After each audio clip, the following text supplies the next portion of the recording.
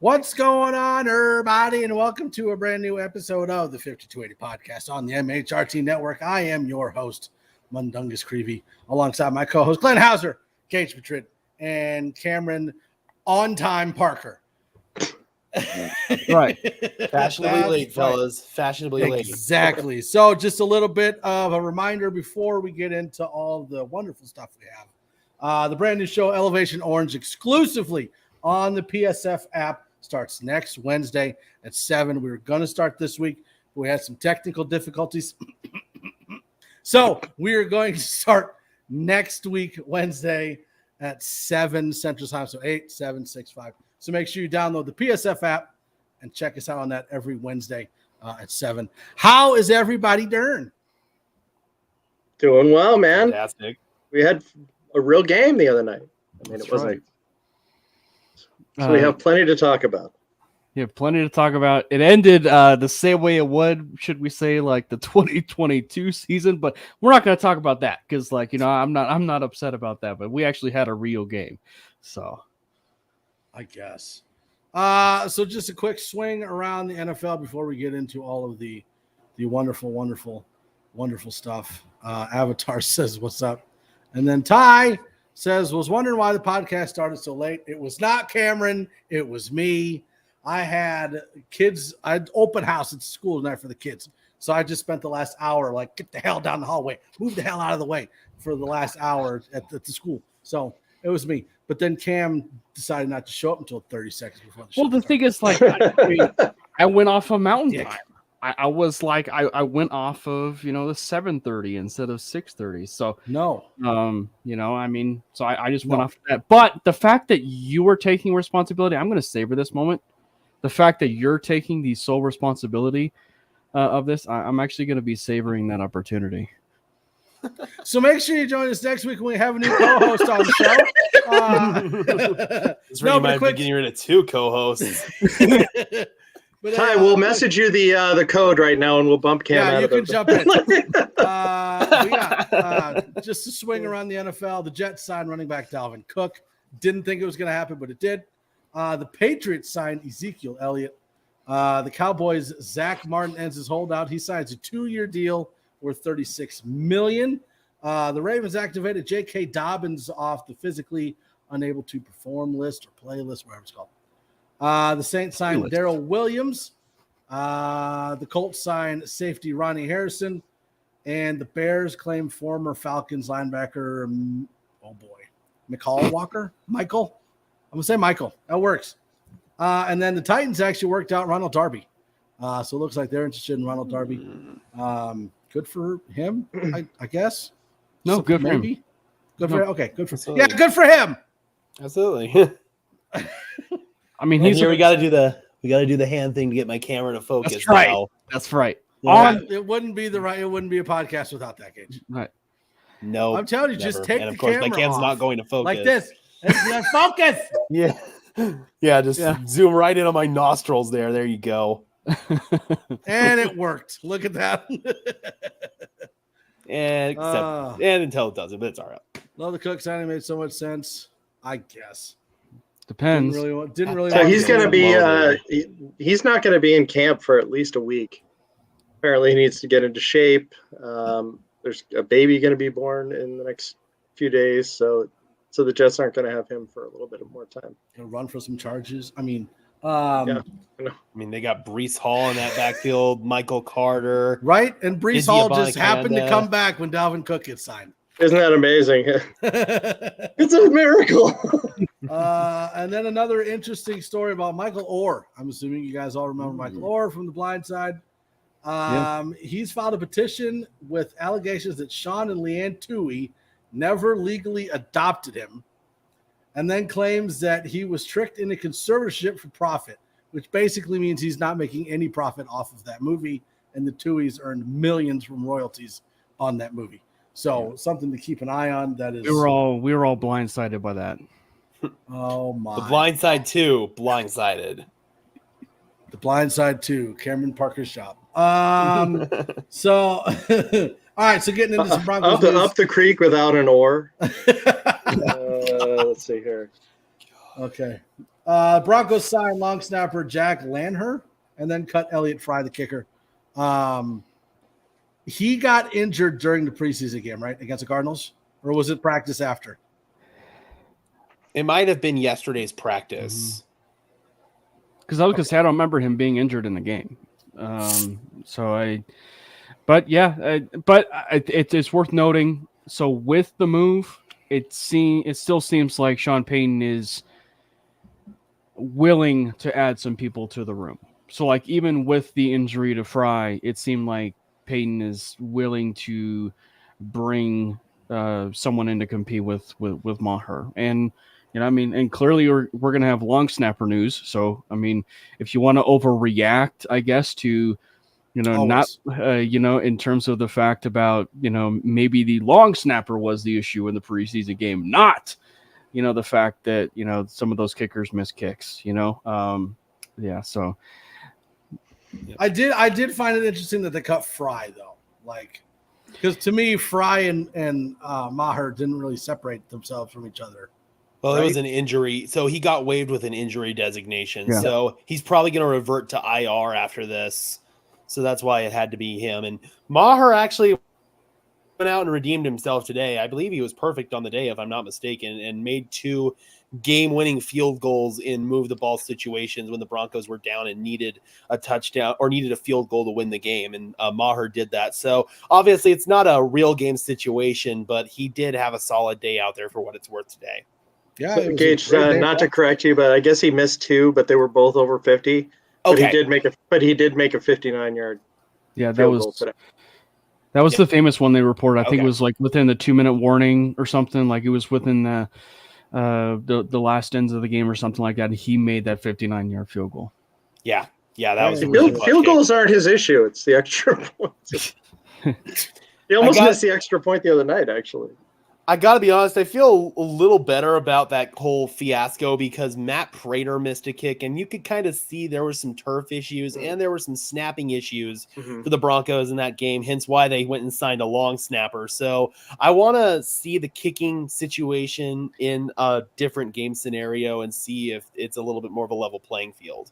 Well, that was one of the things I was wondering is if the playing surface was part of the reason why they were struggling so much with kicks. Yeah. And maybe Gage just said there wasn't a level playing field. But join us next week as I replace all 3 of my co-hosts.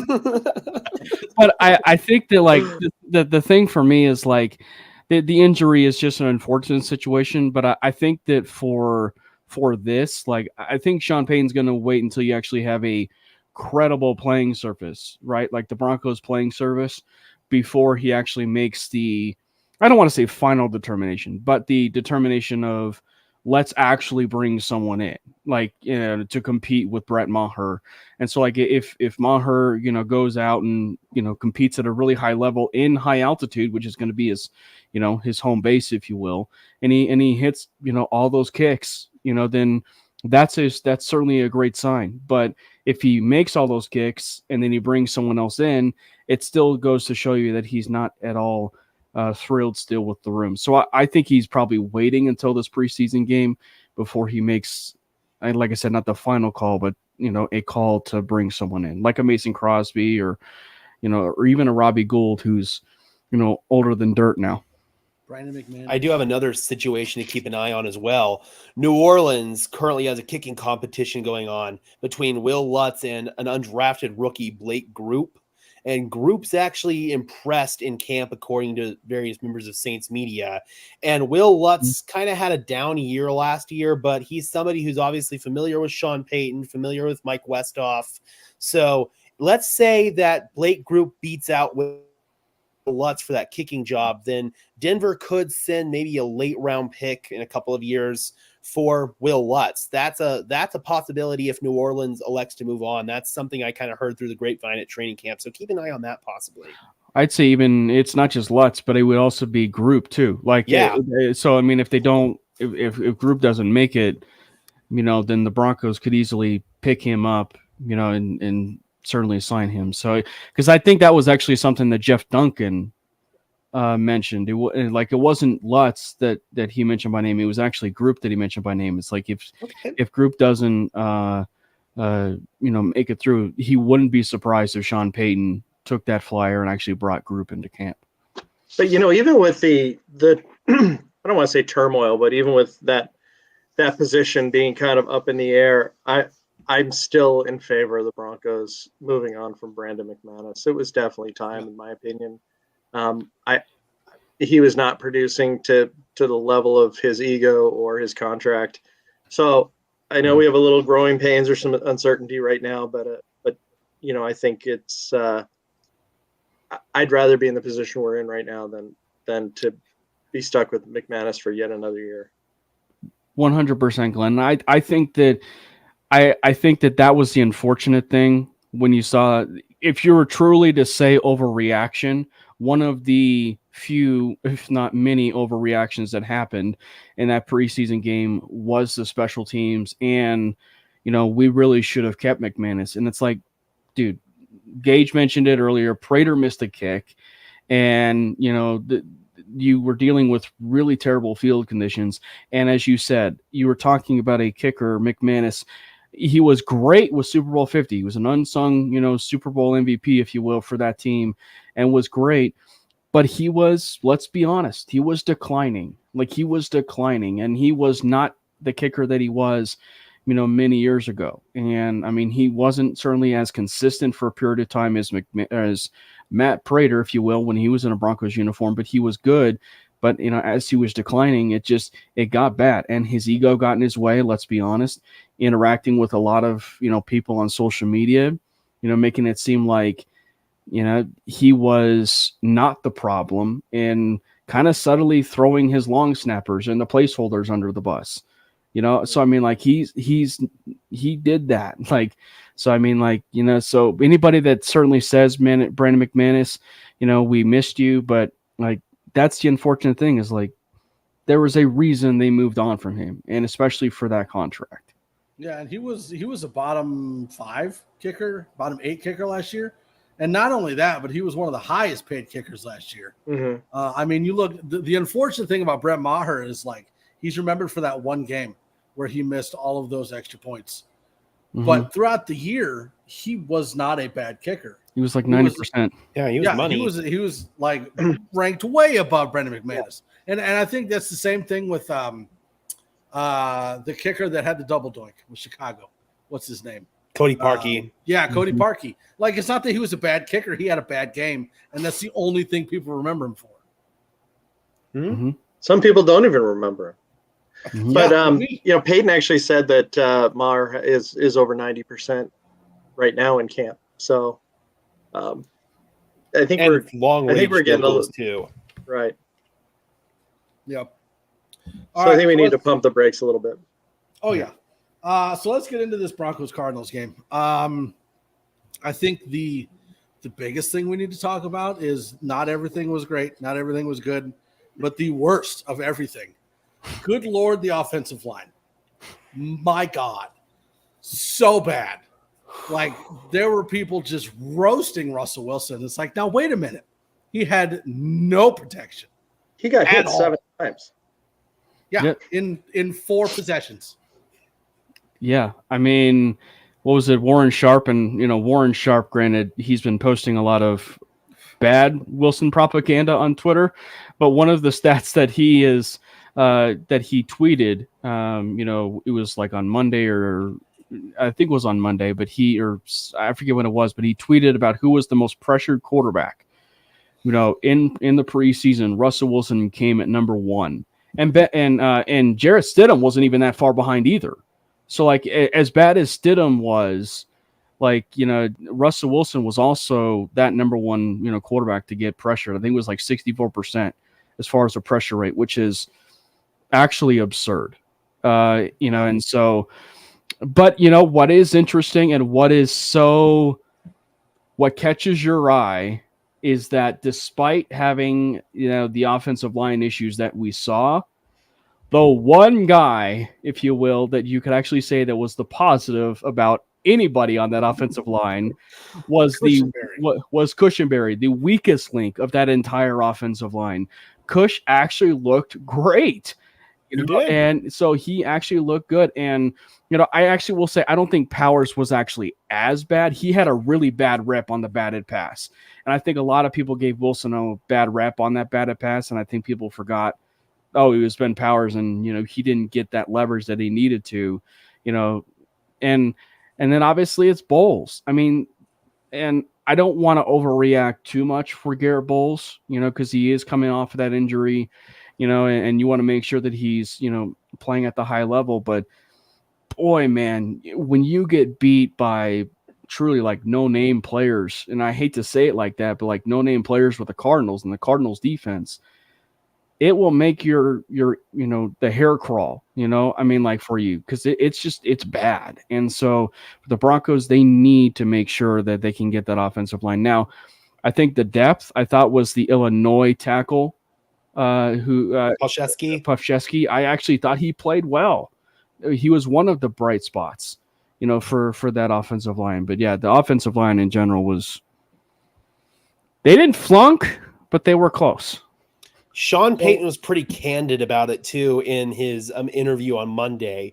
He said that it wasn't blown assignments or anything like that. They were just out leveraged out there. It was just bad ball, basically. Like there wasn't leverage, much stuff that you could just look at the film room and clean up. This is a problem. This really is. And I mean, with Garrett Bowles, if he's not healthy, then he's a liability. Then he needs to not be on the field right now until he is healthy, and Cam Fleming needs to play left tackle. Now, granted, Fleming didn't have a great day out there in his own right, but I feel like at this point, he's not as big of a liability as a non-healthy Garrett Bowles would be. And right now, I just don't think Garrett Bowles is healthy. This is the same, what we're seeing in camp too. I mean, the dude is getting beat out there. I mean, Jonathan Cooper and Nick Benito, you can see have taken that next step in their developments. That was clear in the game. But I mean, they're treating Garrett Bowles as if he's their punching bag out there, basically. It's not been pretty for Garrett Bowles. So if he's not healthy, then I don't know why he's playing. Gage, do you want to answer Ray's question? Right here. He wants confirmation on what the injury was. Was it a broken leg, a broken ankle? I looked this up the other day because there was some lack of clarity of this on my channel. I believe it was a broken fibula. So the non-shin bone in your leg. Non-shin bone. The one in the back. Well, I got that. Yeah. I listen, and in the group chat I was asking about Prince, because Prince was the one that was playing number 70, if anybody didn't know. Prince was playing right tackle, and I asked, like, is he a swing tackle? Can he play left or right? But either way, he was getting blown over too. Like there really wasn't any good offensive line play other than Cushenberry, which is terrifying at this point. But the question is it bad personnel? Is it they just need time to gel? Is it bad coaching? Like, why are we having the struggle again, even after we go out and sign? Obviously, McGlinchey wasn't there, but Powers was pretty hyped up for being a great guard. The only issue we had was Cushenberry and possibly Bowles. Obviously, Bowles, whatever. But even Miners was struggling. Is it a system thing? Is it a gelling thing? Like, what is the problem? I don't know, but we did not have to wait very long to see that was going to be an issue. I mean, it started with the first play and just kept going from there. That was one of the things that I was really geared up to watch in the game. So, I mean, just very disappointing with how it went. I'm hoping, Mike, it's just a gelling thing and it's not a coaching thing. And just maybe McGlinchey not being out there, I can't make excuses for it. It was really pretty shocking. Saturday night's going to tell a massive story. And I think that's probably going to be the preview storyline for the entire game. Yep. Yeah. Well, and I mean, I don't want to overreact too much, because obviously Ben Powers you expect him to play. And it's something that we've said in correlation to like the Russell Wilson interceptions, right? Like it is way better to get like this stuff ironed out in preseason than it is during the regular season. So I'm not going to overreact, but I just think that, especially for Ben Powers and guys like Quinn Miners, I would expect them to be gelling sooner rather than later. But that said, this game against the 49ers, like the 49ers have one of the top and like deep defensive lines in the entire NFL. So if you want to truly showcase how good your offensive line is and raise all boats, play well against San Francisco. Yeah. 100%.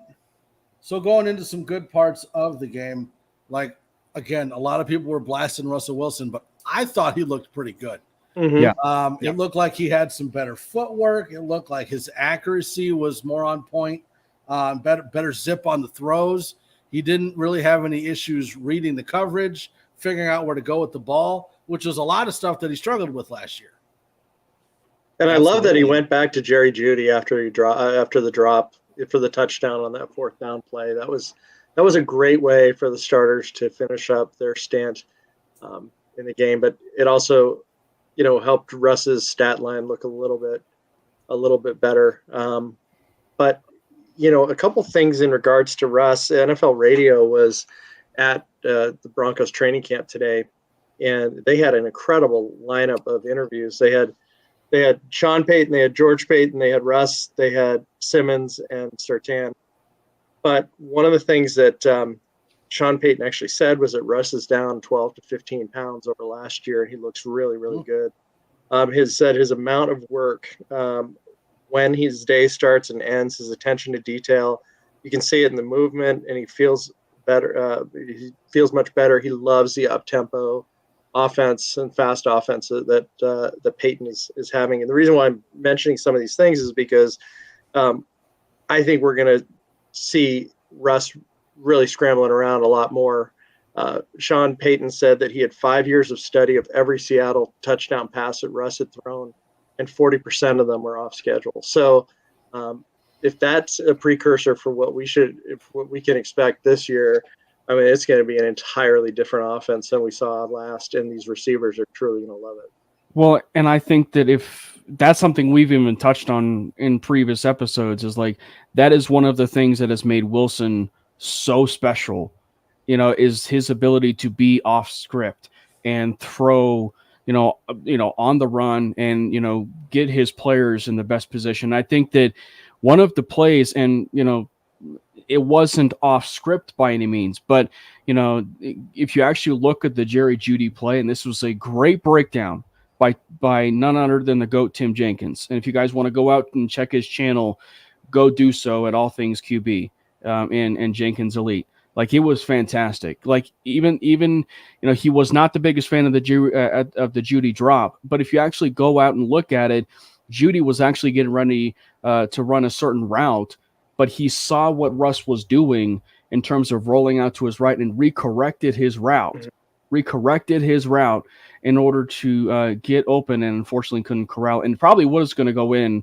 for a touchdown, maybe even after the catch actually on that play. But I just think that we will be seeing a very different Russell Wilson. I think that was also one of the reasons why Sean Payton also, to further your point, Glenn, kept the starters in. Like, especially from Russell Wilson's perspective, you want to, there's one particular point that you want to lean off of that, and that is when you are a bad football team, you want the starters to go and get the amount of confidence that they need to.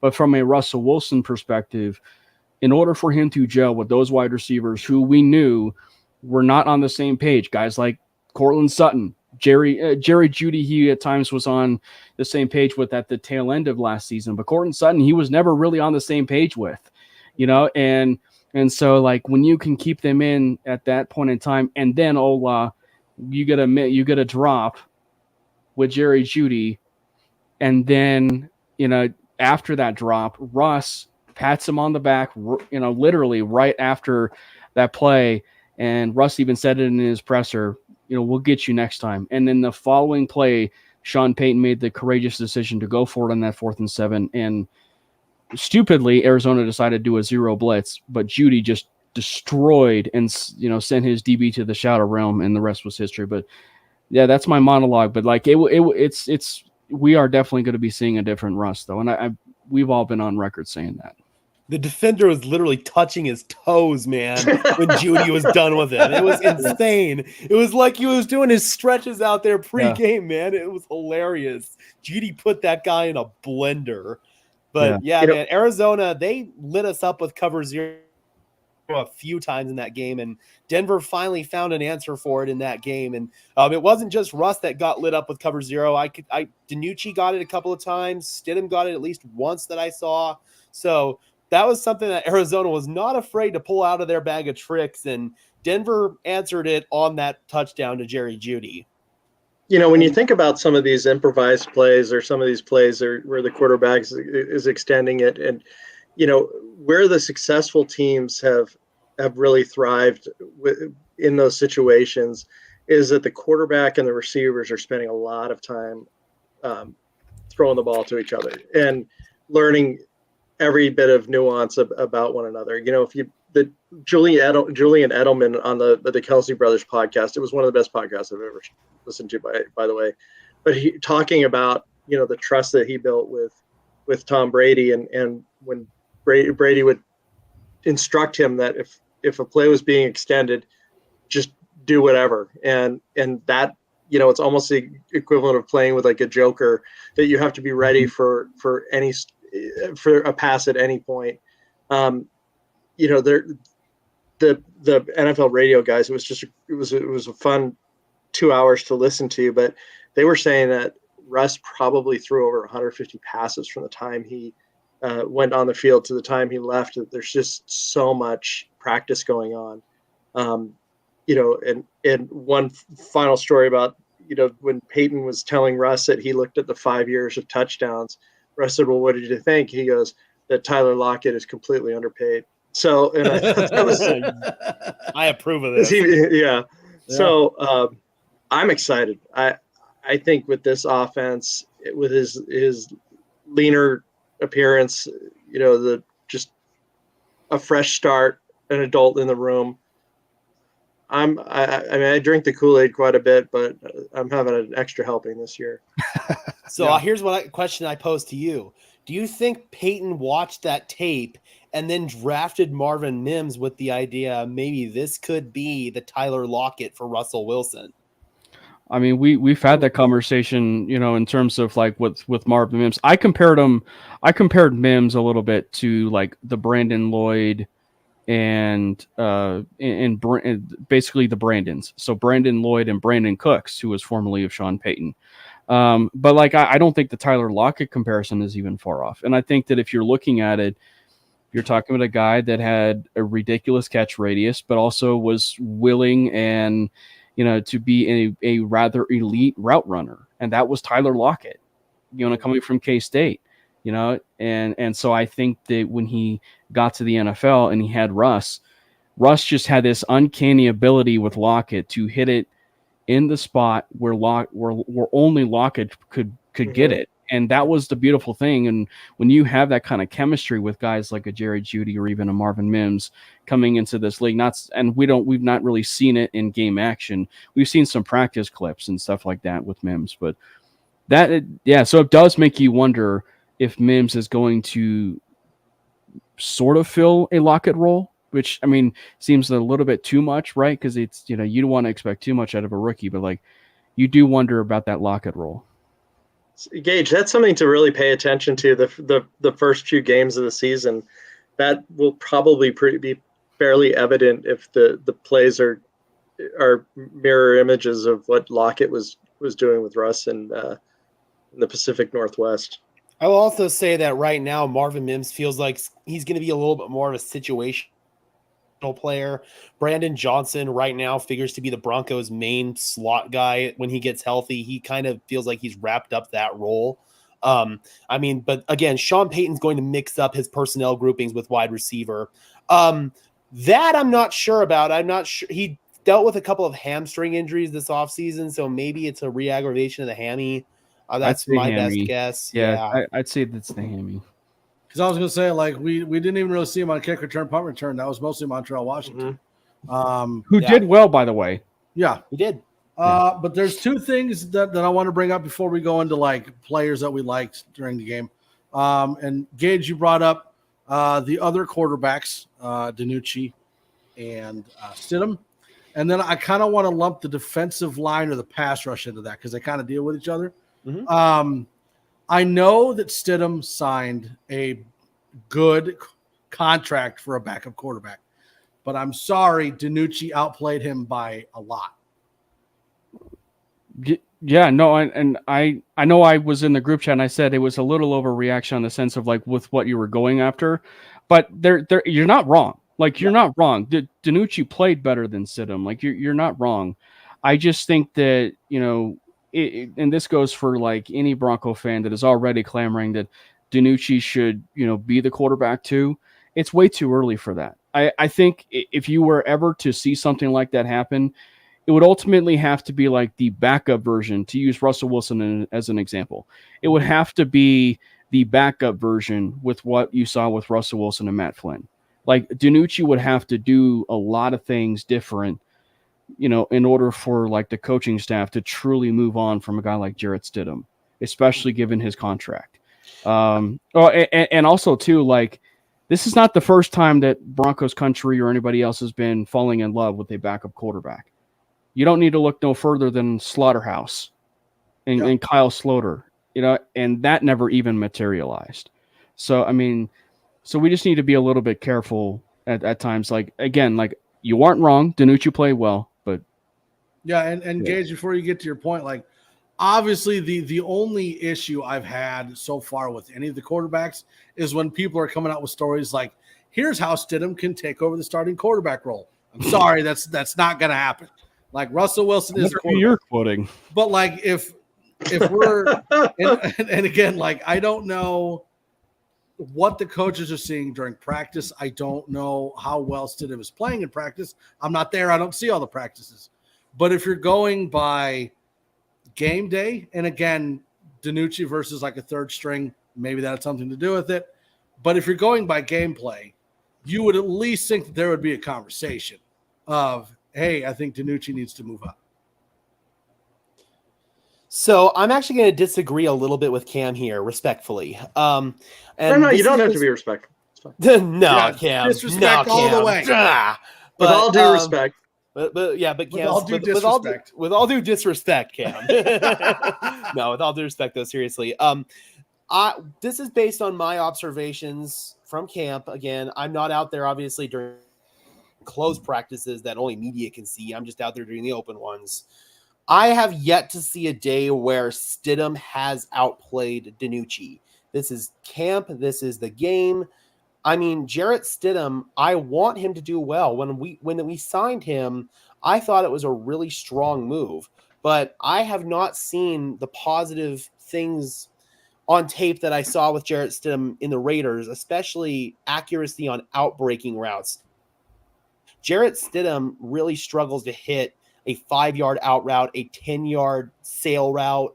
This dude has really struggled with those kind of plays. He stares down receivers in practice on a daily basis. He has he struggles with anticipatory throws. My vision on this is that, yes, Stidham is a highly paid backup quarterback, but and yes, there's the political side of the NFL as well, but right now, players in the locker room are going to see that DiNucci is outplaying him because they're the ones who can really see what's going on. Maybe there are days that the public can't see that Stidham's outplaying DiNucci, but the players are going to know who the better player is, and they're going to know who should play. And I feel like Sean Payton, based on his history, will play the guy who deserves to play as opposed to who's making more money. It's the GM's job to bring in the groceries. It's ultimately Sean's job to make the meal. And if he feels like one of the pieces of fruit that the grocery shopper brought in isn't up to par, he's not going to use it in part of the recipe. So that's just kind of my personal take on this. Now I'm hungry. Was he making like Cherry's Jubilee? Like, Well, and one of the things that's why I say though, in the comment that I say is that DiNucci is going to have to truly like outplay Stidham, so much so that they can move on from that contract, right? And so like, and so I'm not even discounting, like, and I'm not even like trying to say like that is never going to happen. I'm not trying to even like, go there, because like there are a lot of people that have say the same take that I do that will just say, oh, that's just never going to happen. Like, I just think that it's one of those things like you can't predict the future. So something like that is going to happen. It could happen. And I think that we also have to keep in mind, the whiz, the biz, the ginge, and the what? And the Cariz? Is this like a new language or something? But I got who the ginge is, but who's the biz and who's the Cariz? I'm guessing you're Cam the biz. is the Cariz. He's the whiz. So Glenn would be the biz. Okay. But I will have to say here though, and it's just the reality.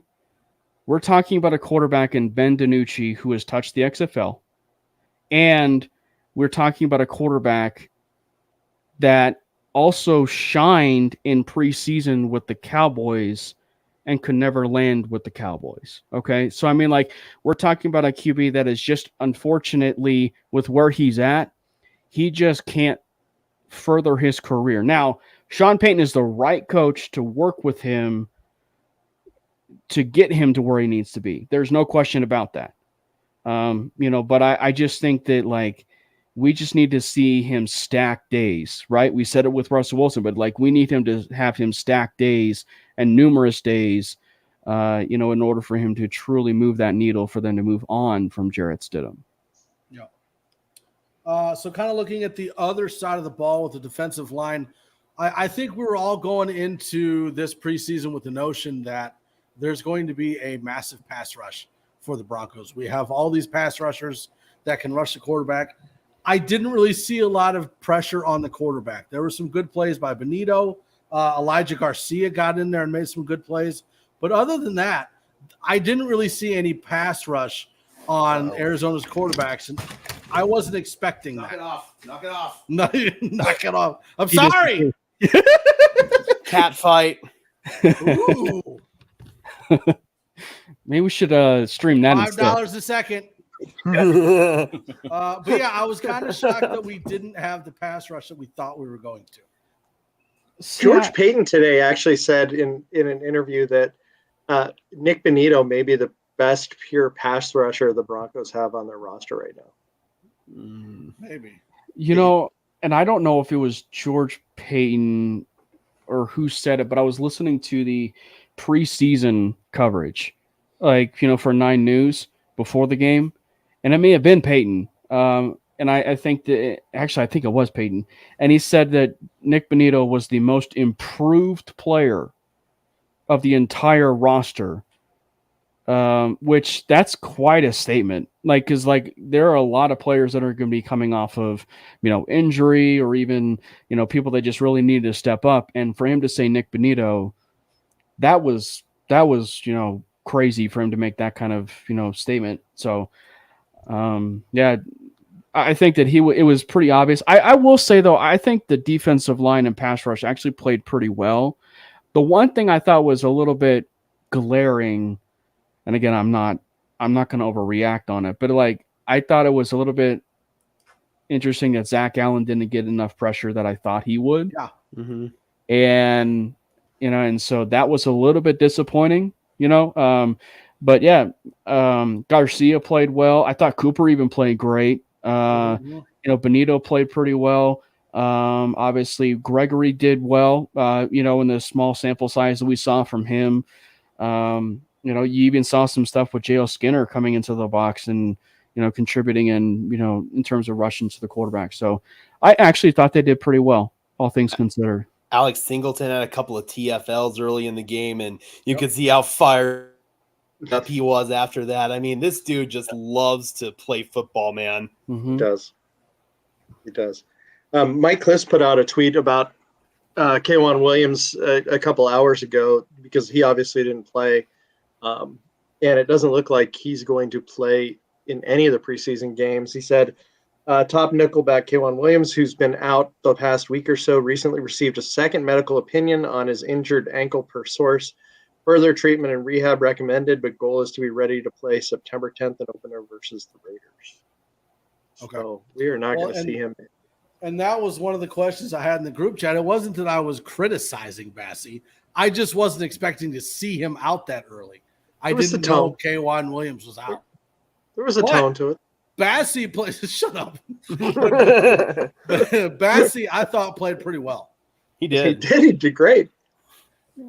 Yeah, I actually was saying this to my parents over the weekend, but I think that Bassie's kick on the onside kick to stop the ball, I think is one of the most underrated plays of that entire preseason game that no one's even been talking about.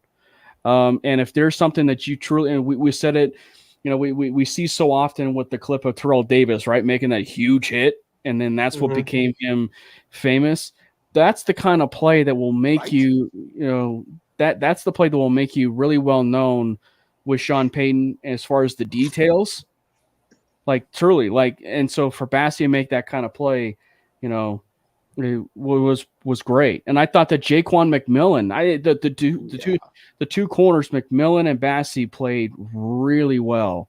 The corners after that were a bit shaky, but those two corners of Bassie and McMillan, especially with the depth that they have at corner, that was big. And especially with Moss out and everything, and K'Wan may or may not miss week 1 or 2. That depth is big. McMillan got into a fight with one of the guys today. Who was he fighting with? Damari Mathis. Oh, that's who it was. It was Mathis. Yeah. Someone in his own room.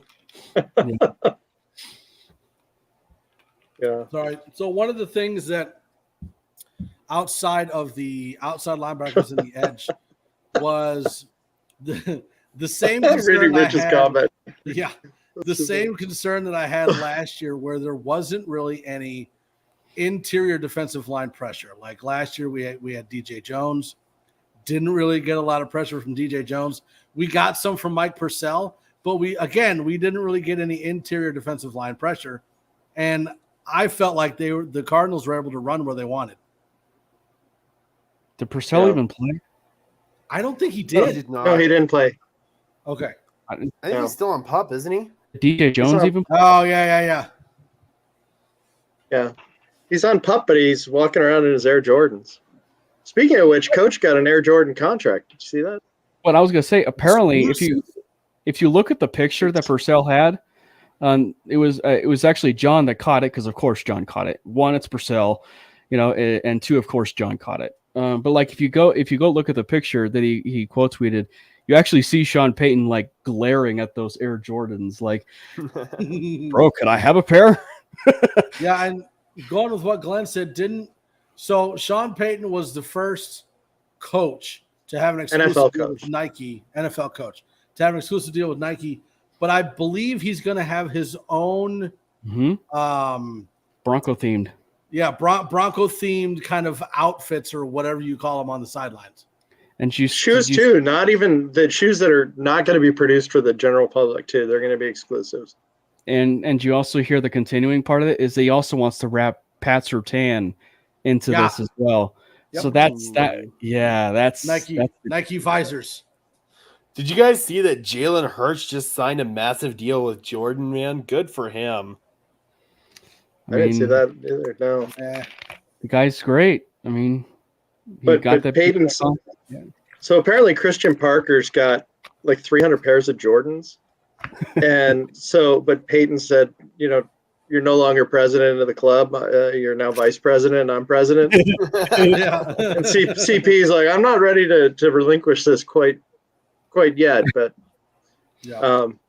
By the way, for anybody that is interested, Sayer Bettinger on Twitter did like a AI concept, if you will, of a lot of the Jordan concepts that Sean Payton could run with.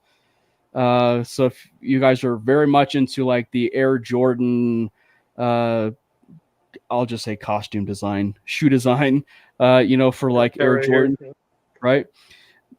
Sayer Bettinger has a pretty good, thread, if you will, of a lot of concepts. Yeah, but Sayer also liked the Yeezys, yeah. like Crocs. Oh, I know. Yeezy Crocs. So I don't trust him anymore.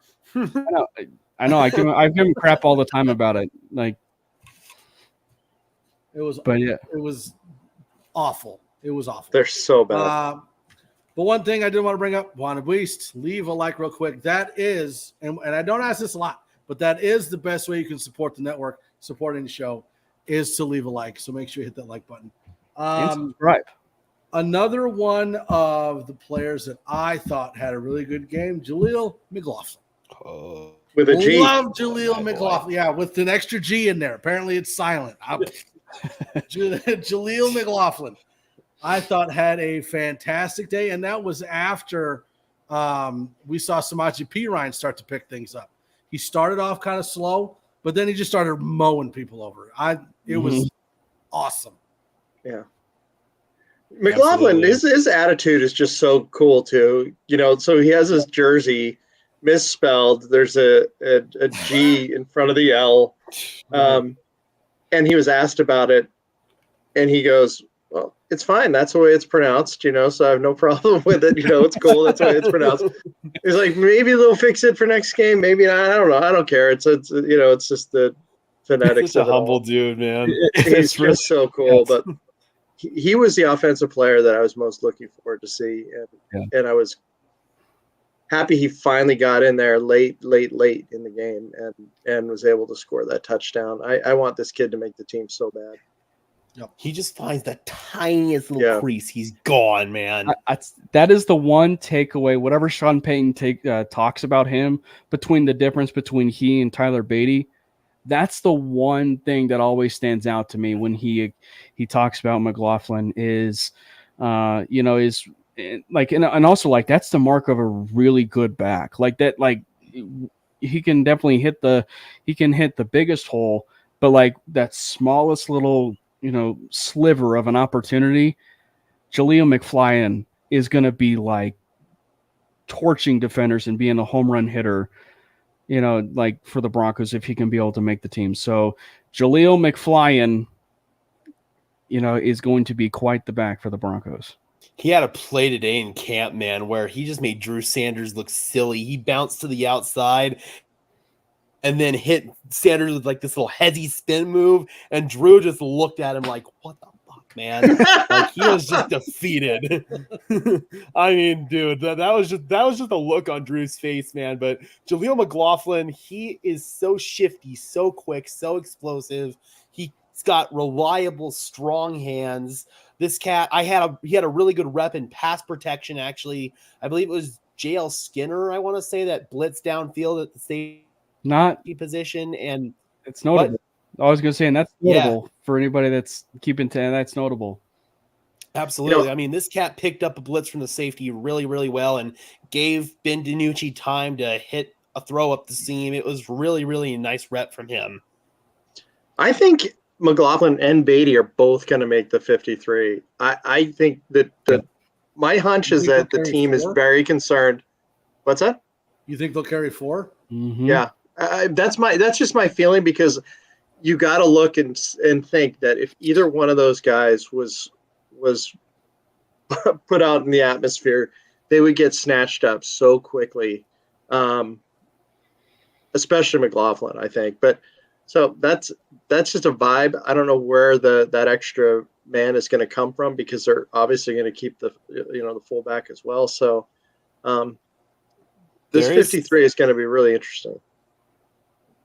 There is something that does bear a little bit of monitoring with Beatty. He took a handoff, and it actually kind of looked like he maybe took a helmet to the wrist, and he was like really grimacing and grabbing it. And then I believe he ended up walking back to the locker room. I can't be 100% sure, but he didn't take another carry after that point today.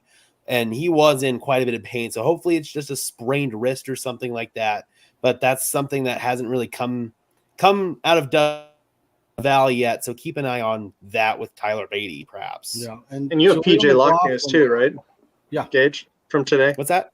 PJ Locke from today also. Yeah, he so he went up to break up a pass in the end zone during red zone drills and kind of came down a little bit weird. It looked like on his foot. He was kind of stomping around, like trying to shake it off, and then he ultimately sat on the grass. The trainers came over, looked at him, they took his shoes off, or his one shoe off. He was not pleased, whatever they had told him. He threw his helmet, and then he got up. They carted him off. They didn't want him to put weight on it. He tried, and the trainer told him, no, pick your foot up. But the good news there is Sean Payton says that he is fine, that he's going to be fine. So it appears that it was just an injury scare with PJ Locke, and maybe the trainer told him not to put weight on his foot until they x-rayed it, but it seems like he's going to be all good. So just a quick question. Like, is this a state of mind, or with injuries this year, have we had the same amount of injuries as we have in the past, or does it just seem that way? Because like when you look at it, it doesn't actually look like we've had that many, at least serious ones, right? Right. No, it doesn't. It doesn't feel that way at all. No, but we should still fire Lauren Landau. Seriously, like we. That's messed up. God, man, that whole situation got so overblown, man. I mean, there probably was a microgram of truth to it, but obviously you take that microgram and it just becomes way overblown in the media. I mean, the team just caught a stroke of bad luck, it felt like, last year. And unfortunately, some of it feels like it's carrying into this year. But yeah, man, Lauren Landau felt like the scapegoat for last season, or one of many scapegoats from last season. Dixon, by the way, Kamani is getting married Saturday. So congratulations, Kamani. Congratulations. Have fun. Let it ride on the honeymoon. Let's ride. Let's ride. Congratulations. That's great. Will you have the Bronco game on TV at the reception? Listen, I asked Kamani the last time he told us he was getting married. I asked him if he wanted me and Bill to do like a play-by-play during the wedding, but he didn't seem too receptive to that idea. Neighborhood for his wedding. Kamani would have to have like a ding dong cake. Oh dear God! So I got to tell you this came out today from Sean Payton, and it's really kind of interesting. So I guess all the coaches were in on a meeting. It was a 2-hour meeting, and they individually went over every player individually. And they were putting a dot next to players that were definitely going to be on. As of right now, we're definitely going to be on the team. And he said that if they talked about somebody for 7 seconds, they didn't get a dot. Like it was that we had to be so sure. And presently, they have 38 dots next to players on the roster. So there's a lot of openings still remaining. I would love to get an eye on that list as it stands right now. I think we'd have a pretty good idea, but it was just some cool insight and behind the scenes about how the players or how the coaches are going about things behind, after hours. Yeah. Mm-hmm. So I would like to get everybody's opinion. That's you guys, everybody in the chat, everybody. Who do you think had the best showing in the preseason game against the Cardinals? The best showing. The best. Like, who stood out the most? Man. I can't make it easy. No, you can't make it easy. I will say statistically, and the fact that it all happened on one drive, I will say Garcia had the best preseason. And then as far as in limited action, because that was the other thing I was going to say about McLaughlin was I was kind of curious, when are we going to see McLaughlin? Because and so that's like the second person I was going to say was McLaughlin, just because I thought, well, surely we're going to see him in the third quarter more with Beatty, and you just saw a lot of Beatty. And then with like 4 minutes remaining, if you will, in the fourth was when you started to see McLaughlin. And so for him to do what he did in, if you will, like a 4-minute warning, if you will, in the time that he was on the field, that was pretty alarming with what he was able to do and produce the touchdown. So I'll say Garcia number 1 and McLaughlin number 2. Those were going to be my number 1, my number 2. So I'll go with my number 3, Jaquan McMillan. This cat looked phenomenal out there. I mean, he was playing with just his hair on fire, and it's translated over from camp. This cat has just been sensational as a boundary corner, which when we came into the year, I thought of him a little bit more as a nickel, but he has been a real impact player ever since Riley Moss went down. The coaching staff has sung high praises to Jaquan McMillan, and that translated into the game. So I was really, really happy with him. And today he had a couple of plays where he got beat and the quarterback overthrew the ball, and Jaquan was still kind of getting all up in the face of the receiver. It's like, dude, we love you, but you don't need to be getting up in receivers' grills after you get beat, dude. Yeah. But it is funny. Like, I've always been curious about that. Like, even as defensive backs go, like the pass was like overthrown and you're like smack talking to a wide receiver. It's like, dude, you literally did nothing. The quarterback like threw it, 50 feet into like, the stands and hitting a guy's beer and spilling it all over him and, his wife and, et cetera. So it's just like, that's what he's trash talking for. He's like, look what I made the quarterback do. So mine would be Taylor Grimes. I get some serious Wes Welker vibes from him.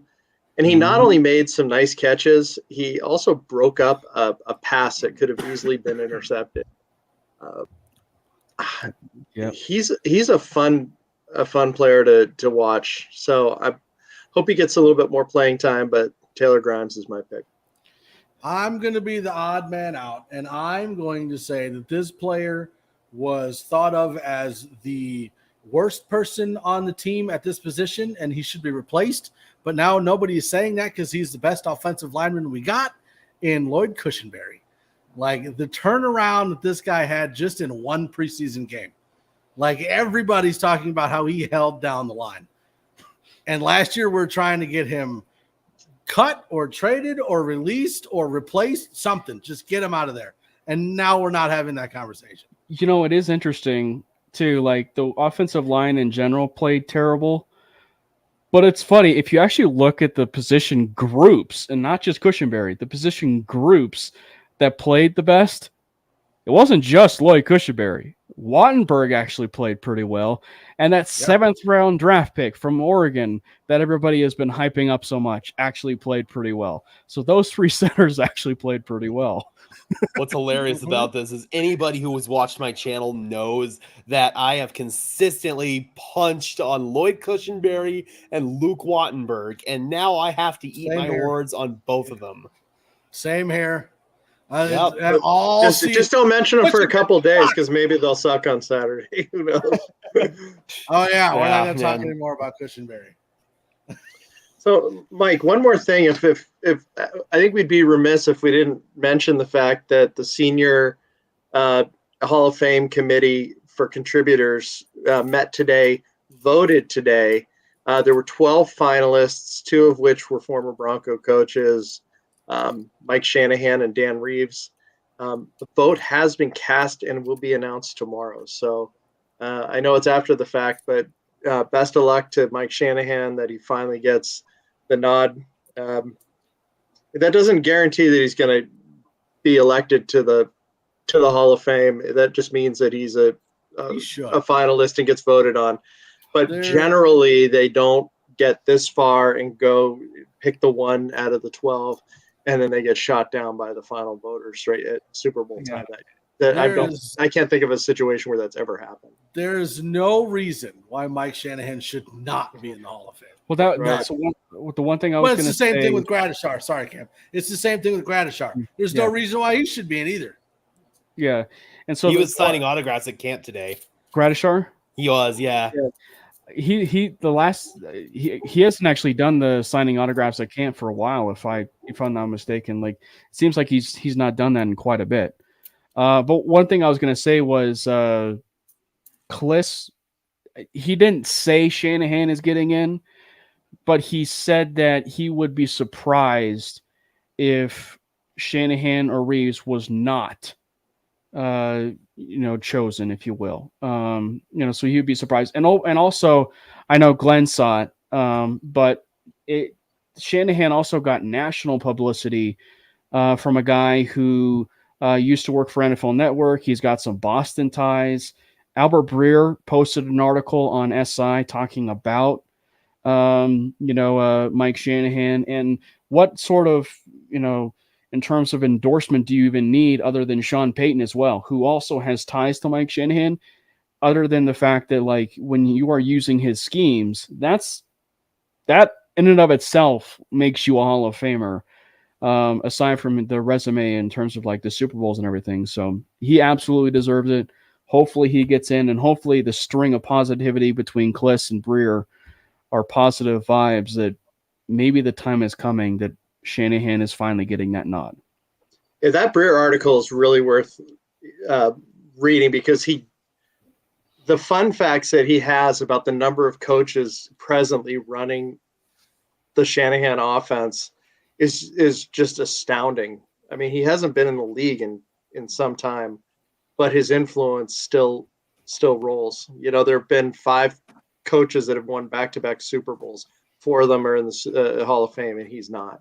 So in regards to Randy Gradishar, that vote comes next Tuesday on the 22nd. So not sure if they vote on that day and then hold it to the next in that category. I'm not certain, but hopefully we have some good news to talk about next Tuesday night in regards to number 53.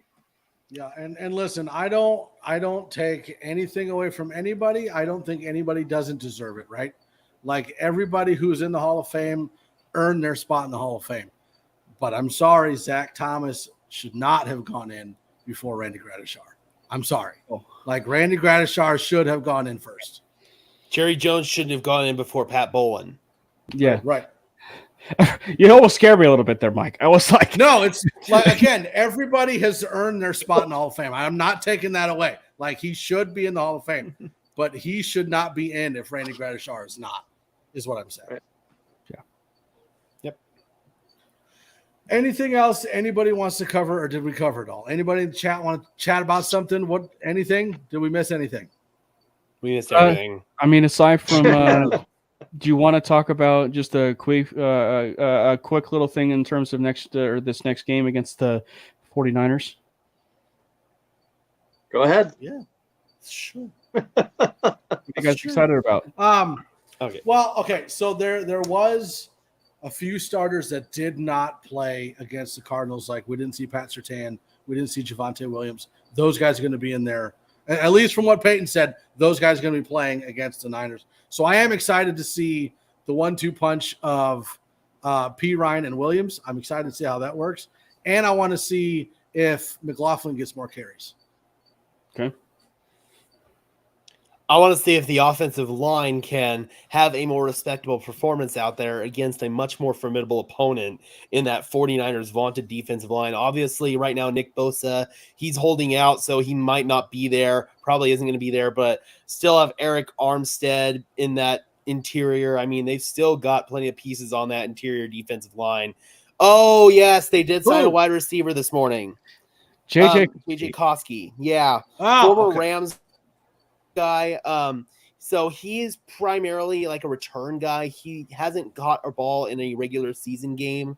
A little bit of a small build, but he did get a lot of work today in camp. I mean, he was catching crossing routes, drag routes. I mean, he was actually getting quite a few looks out there today. So I'm glad someone brought up JJ Koski. Keep an eye on him in that San Francisco game as well.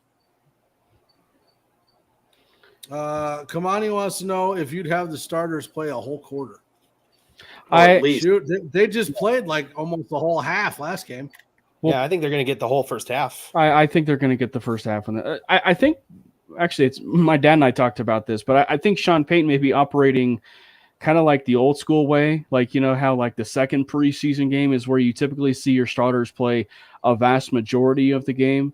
And then the third preseason game, which is now your fourth preseason game after the second one, is going to end up being where you see all the people that are on the roster bubble, if you will, and really fighting Yeah. for a spot. So like that's going to be their preseason game. But I think it's going to be the second, or I think it's going to be into the like near the half is when maybe they may, depending on how Russell does, they may pull Russell and then kind of see what Jarrett Stidham will do.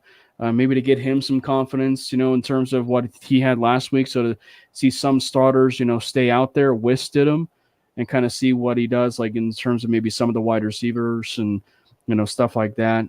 I know Ty also asked about expectations for Javonte, in the preseason game.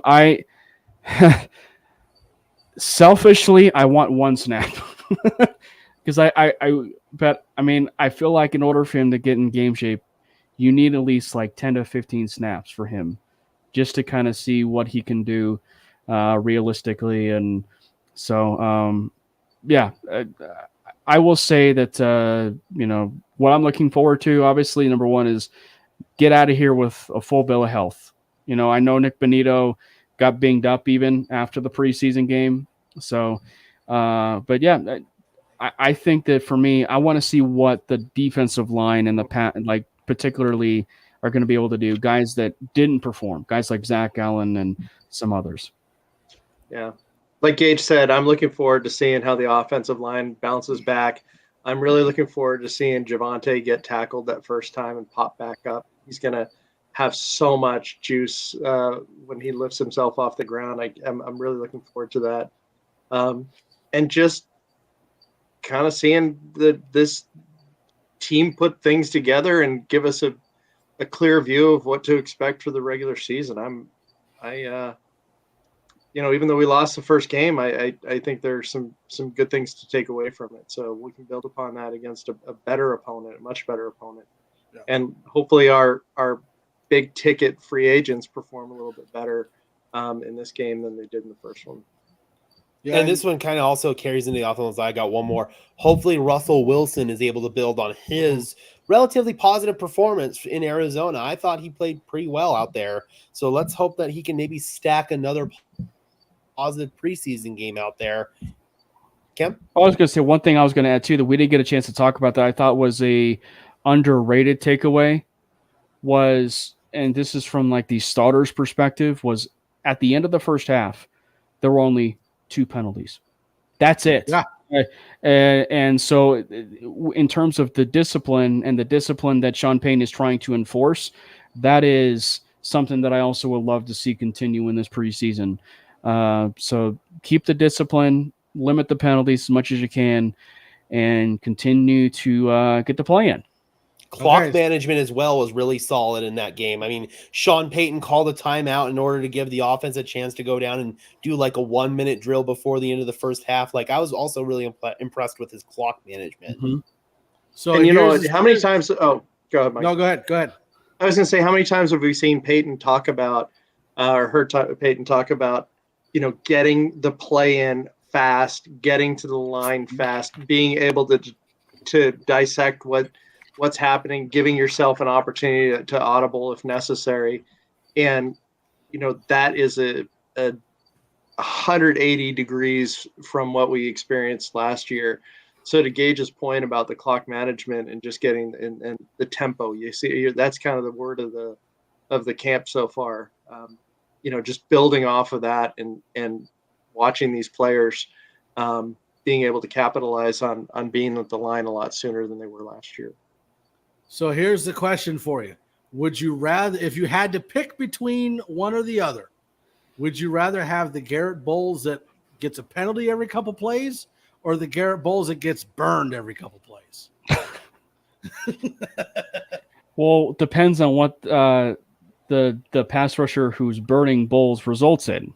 I mean, if he burns Bowles and the place, you're looking at like Max Crosby. You're looking at no. But I'm saying like people have a pass rush win rate where they win the play, but they don't finish the play, right? So like they don't actually get the sack. So I will say it depends on what the play result is, because like if if say Max Crosby or Khalil Mack or whoever or Joey Bosa, like if they win the rep, but they in terms of like, but they don't sack Russell Wilson. And it's a positive play in that term, Cool. I'm cool with that.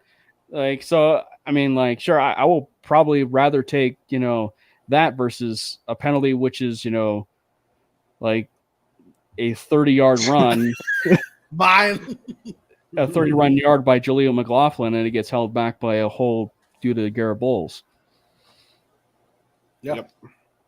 So, Gage, I did have one more question for you, and it goes back to the quarterbacks, because you said that DiNucci had been outplaying Stidham even in practice in training camp, as well as the game. Is there a path where you see DiNucci getting second-team reps over Stidham?